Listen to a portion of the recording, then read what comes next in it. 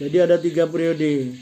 Periode yang pertama itu dari sejak kelahiran Nabi SAW sampai diutus menjadi Rasul.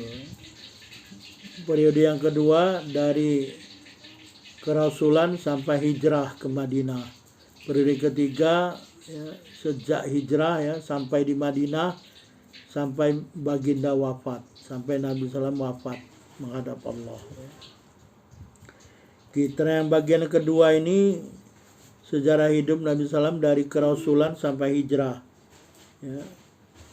Rasulullah ini diutus menjadi Rasul, jadi Rasulullah SAW, dan dakwahnya sejak kerasulan dan turunnya wahyu Al-Quran. Jadi Rasulullah ini diutus dengan turunnya surah yang pertama kali turun, surat Al-Alaq ayat 1 sampai 5 ya. Ini surah ke-96. Surah Al-Alaq ya, di Gua Hira ya, pada masa itu Rasulullah sedang bertahannuts, beribadah ya. Tiba-tiba malaikat Jibril datang malaikat Jibril mengatakan kepada Rasulullah, kepada Nabi SAW, Iqra ya, mana biqari, sampai itu dipegang dari belakang gitu ya, dipeluk dari belakang, Iqra Allah. Bayangkan siapa yang pernah umroh di Gua Hira itu di atas ya, di atas gunung tuh, di atas naik.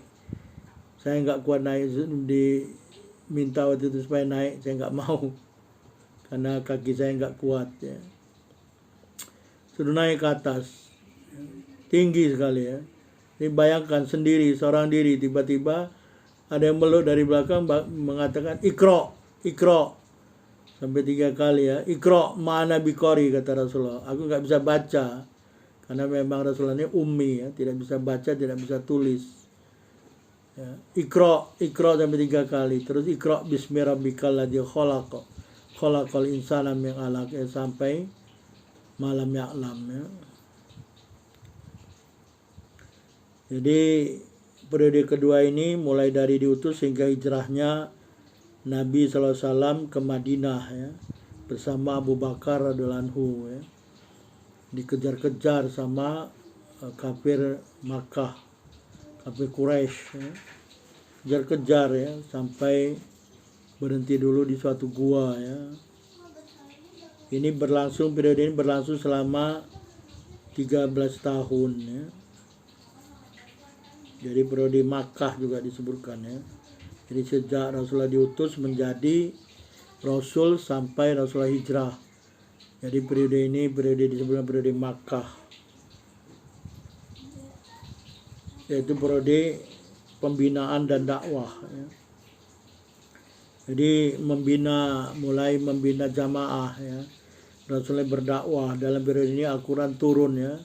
Jadi sejak turunnya Al-Quran surat Al-Alaq tadi, surat ayat 1 sampai 5 ya, turunlah perlahan-lahan yang berangsur-angsur ya. Ya, kemudian ini ayat-ayat ini adalah untuk mengokohkan atau menguatkan dalil-dalil mentauhidkan Allah Subhanahu wa taala, sifat-sifat Allah Subhanahu wa taala ya, menolak kesyirikan dan ajakan musyrikin Makkah ya. Penetapan hari kebangkitan, berkumpul di mahsyar, dan balasan di akhirat dengan al-jannah atau an-nar. Kemudian dalam periode ini juga ada dakwah kepada akhlak mulia.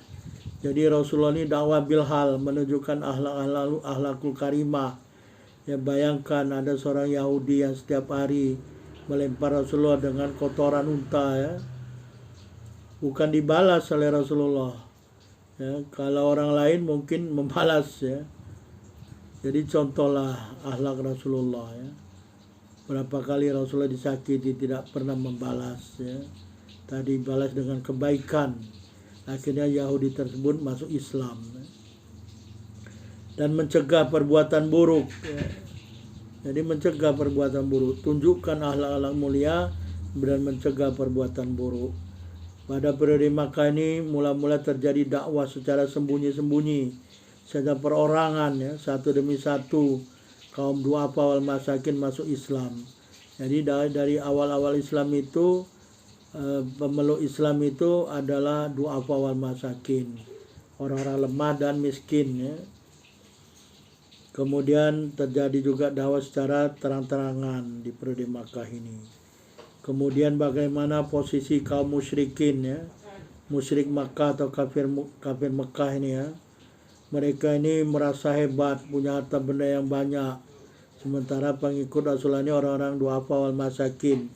Mereka disiksa ya, dianiaya oleh orang-orang kafir musyrik Makkah ini ya.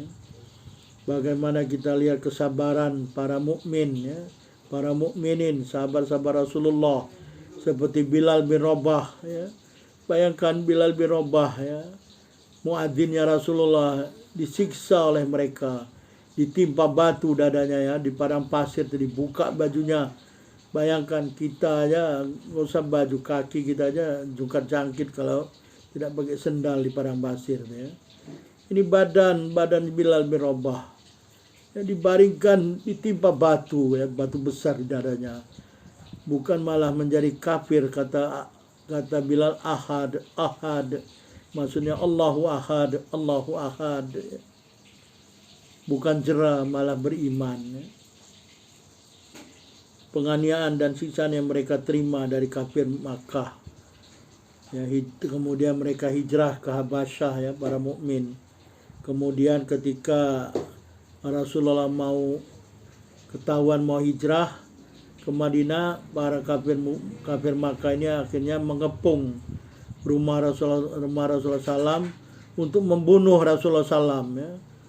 Jadi Bani Hashim ini berkumpul ya untuk yang kafir, Bani Hashim yang kafir ini berkumpul untuk membunuh Rasulullah SAW ya. Ketika itu, malam itu Rasulullah dan Abu Bakar hendak hijrah. Jadi Rasulullah meminta sahabat Ali radhiyallahu anhu untuk tidur di tempat tidurnya Rasulullah. Ya, pada malam itu akhirnya Rasulullah dengan izin Allah keluar sambil Rasulullah itu memegang tanah pasir ya, tanah ya, keluar dengan membaca surat Yasin ya, awal-awal surat Yasin ya, waja'alna min bainihim sadda wa min khalfihim, dari Yasin wal Qur'anil Hakim innaka laminal mursalin sampai ayat waja'alna min bainihim sadda wa min khalfihim sadda fa ghasyanu fa hum la yubsirun. Di tanah itu para yang ingin membunuh Nabi ini, orang-orangnya itu ada di depan rumahnya itu. Tertidur mereka tuh, kepalanya itu diusap-usap Nabi dengan tanah ya. Artinya ini cara menghinakan orang ya. Jadi terhina ya. Tertidur kepalanya banyak tanah gitu ya. Nggak melihat mereka Rasulullah telah keluar ya. Besok paginya mereka sibuk ya, mana Muhammad ya. Karena kepala mereka kepala mereka penuh dengan tanah gitu ya. Di sebagian orang mengatakan Muhammad udah keluar, kamu tertidur, lihat di kepalamu tuh banyak tanah gitu ya. Jadi Nabi SAW itu dihadapkan kepada kabilah-kabilah itu ya, karena mereka tidak mau membunuh seorang Nabi ya, Rasulullah SAW, karena mereka akan menghadapi seluruh kabilah. Jadi orang-orang dari masing-masing kabilah yang kafir ini berkumpul ingin membunuh Nabi SAW. Dalam periode Makkah ini juga terjadi peristiwa Al-Isra dan Al-Mi'raj Nabi SAW ya, dibawa oleh malaikat Jibril untuk menerima perintah sholat. Ya, dalam peristiwa Al-Isra dan Al-Mi'raj ini banyak terjadi peristiwa-peristiwa ya. Sebelum Rasulullah naik ke langit atau sebelum memulai perjalanan Al-Isra, malaikat Jibril sekali lagi telah membelah dada Nabi SAW ya. Jadi sebelum berangkat Isra dulu ya. Jadi sebelum mulai berangkat, malaikat Jibril datang dan membelah dada Nabi SAW. Kemudian dia lihat jantung ya, dadanya dibelah, jantungnya dibersihkan dari alak ya, dari darah-darah yang bagian-bagian seton. Kemudian kolbu ya, jantung ini kolbu. Kemudian kolbu Rasulullah ini diisi dengan al-hikmah ya. Ini bisa dilihat di dalam Sahih Muslim ya, dan Sahih Al-Bukhari. Jadi kemudian setelah dibelah, berangkatlah Rasulullah al-Isra dulu ke Baitul Muqaddas, dari Baitul Muqaddas naik ke langit ya. Dan dalam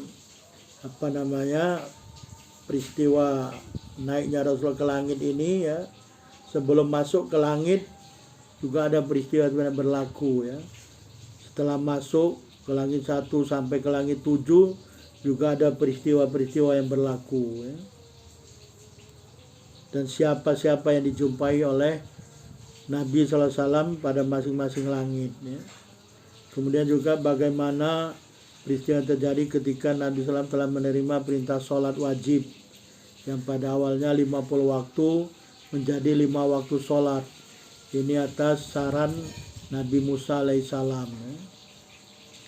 Kemudian peristiwa Bai'at Al-Aqabah yang pertama dan kedua, dan juga akhirnya Rasulullah SAW hijrah bersama Abu Bakar pada lalu ke Madinah.